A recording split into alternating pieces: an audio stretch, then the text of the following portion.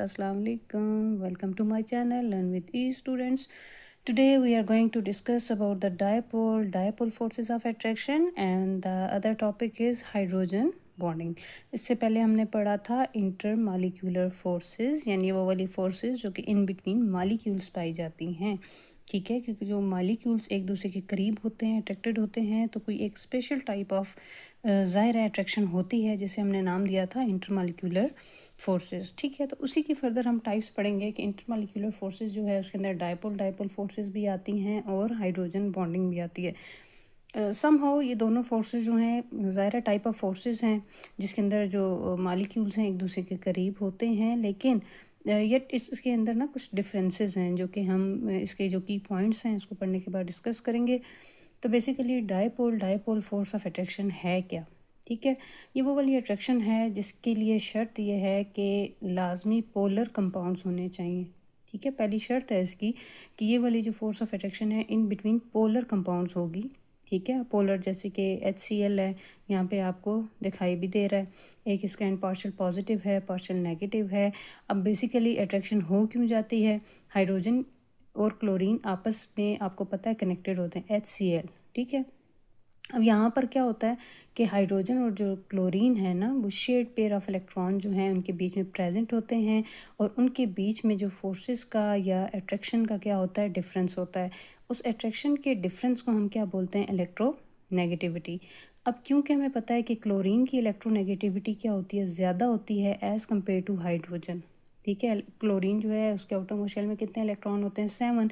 उसकी इलेक्ट्रोनेगेटिविटी की वैल्यू जो है वो ज़्यादा होती है। ठीक है, और जो शेयर्ड पेयर ऑफ इलेक्ट्रॉन है वो ग्रेटर फोर्स है ना वो अपनी तरफ खींचता है, तो इसलिए उसके ऊपर जो चार्ज आ जाता है वो पार्शियल नेगेटिव आ जाता है, जबकि हाइड्रोजन के ऊपर जो चार्ज आता है वो पार्शियल पॉजिटिव आता है। ठीक है, अब इन पार्शियल चार्जेस की वजह से है जो HCl है वो क्या करता है, दूसरे अपने करीब के जो मॉलिक्यूल्स हैं उन्हें अट्रैक्ट करता है। ये यहाँ पर आपको डायग्राम के अंदर दिखाई दिया गया होगा HCl।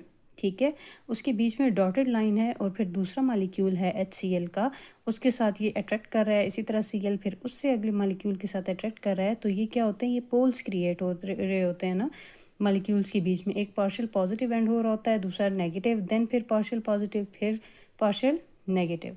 तो ये बेसिकली एक टाइप ऑफ अट्रैक्शन है। ठीक है, जिसे हम क्या बोलते हैं? डायपोल फोर्स ऑफ अट्रैक्शन, और ये इन बिटवीन पोलर कंपाउंड्स होती है। इसके अलावा जिन कंपाउंड्स के अंदर इस तरह की अट्रैक्टिव फोर्स होती है तो उनके जो मेल्टिंग और बॉइलिंग पॉइंट है ना वो कुछ हाई होते हैं। तो स्टूडेंट ये तो था डायपोल फोर्स ऑफ अट्रैक्शन। ठीक है, इसके कुछ की पॉइंट्स हैं जो कि याद करने वाले हैं, जो कि इम्पॉर्टेंट हैं, वो आपको मैं मेंशन करवाऊंगी। इसी तरह अगर आप देखो हाइड्रोजन बॉन्डिंग को, ठीक है, अब मैंने आपसे कहा था कि हाइड्रोजन बॉन्डिंग जो है उसके अंदर भी जाहिर है कि पोलर कंपाउंड इसके अंदर शामिल होते हैं, लेकिन इसके अंदर शर्त यह है कि सिर्फ पोलर कंपाउंड का होना ज़रूरी नहीं है, जबकि हाइड्रोजन का किसी इलेक्ट्रोनेगेटिव एलिमेंट के साथ बॉन्ड बनाना ज़रूरी है। चाहे वो F के साथ बनाए, वो ऑक्सीजन के साथ बनाए, या नाइट्रोजन। यानी इलेक्ट्रोनेगेटिव एलिमेंट का याद रखने के लिए आपको वर्ड बताया था फॉन, FON, फॉन, यानी हाईली इलेक्ट्रोनेगेटिव एलिमेंट होते हैं। अगर तो हाइड्रोजन स्पेसिफिकली इनके साथ बॉन्ड बनाता है तो उसे हम क्या बोलते हैं? हाइड्रोजन बॉन्डिंग बोलते हैं। अब ये वाली जो बॉन्डिंग है वो ज़्यादा स्ट्रॉन्ग होती है as compared to dipole force of attraction. ठीक है, इसके अंदर जो एग्जांपल है वो वाटर की है, जिसके अंदर जो बॉन्ड बनता है वो O और H के अंदर काफ़ी जो है वो हाईली पोलर बॉन्ड होता है, और ये अट्रैक्टिव फोर्स जो होती है वो काफ़ी इसके बीच में स्ट्रॉन्ग होती है। ठीक है, तो इस तरह की बॉन्डिंग को हम क्या बोलते हैं? हाइड्रोजन बॉन्डिंग बोलते हैं। और यही रीज़न है कि हम कहते हैं कि वाटर के अंदर जो है H2O के अंदर क्योंकि हाइड्रोजन बॉन्डिंग पाई जाती है, तो इसका जो मेल्टिंग और बॉइलिंग पॉइंट है ना वो भी हाई होता है। तो अगर क्वेश्चन आ जाए कि why the melting and boiling point of water is higher, तो आप जस्ट सिंपल सा रीज़न लिख सकते हैं, ड्यू टू हाइड्रोजन बॉन्डिंग। ठीक है ना, कि ये हाइड्रोजन बॉन्डिंग क्योंकि स्ट्रॉन्ग होती है as compared to dipole force of attraction के, तो इसलिए जो मेल्टिंग और बॉइलिंग पॉइंट है ना वाटर का वो क्या होता है? ज़्यादा होता है। ठीक है स्टूडेंट्स, तो यहाँ पर इस बुक के अंदर जो डायपोल फोर्सेस हैं या फिर हाइड्रोजन बॉन्डिंग है, इसको इतना डिटेल में डिस्कस नहीं किया गया। तो जो कुछ की पॉइंट्स थे जो कि इम्पॉर्टेंट थे और इसके अंदर मेंशन थे वो मैंने आपको बता दिए। ठीक है, अब वो की पॉइंट्स जो हैं वो यहाँ मैं आपको बोर्ड के ऊपर भी दिखाऊंगी, जो कि मैंने मेंशन किए हैं, वो भी आप देख लें। जी स्टूडेंट्स, यहाँ पर देखें, सबसे पहले डायपोल डायपोल इंटरेक्शन है, ठीक है। यहाँ पर नॉर्मल अट्रैक्शन इसको मेंशन किया गया है, जबकि आप देखो हाइड्रोजन बॉन्डिंग, तो ये ऐसी बॉन्डिंग है जो कि स्ट्रॉन्ग होती है, ठीक है, और स्पेशल अट्रैक्शन होती है। जबकि एनी पोलर मॉलिक्यूल, यहाँ पे सेकंड पॉइंट जो है, की पॉइंट मेंशन किया गया है, और ये जो है वो सिर्फ होती है नाइट्रोजन, ऑक्सीजन एंड फ्लोरीन, यानी फॉन, फ्लोरीन, ऑक्सीजन, नाइट्रोजन, इस तरह पढ़ सकते हैं, और ये स्ट्रॉन्ग होती है।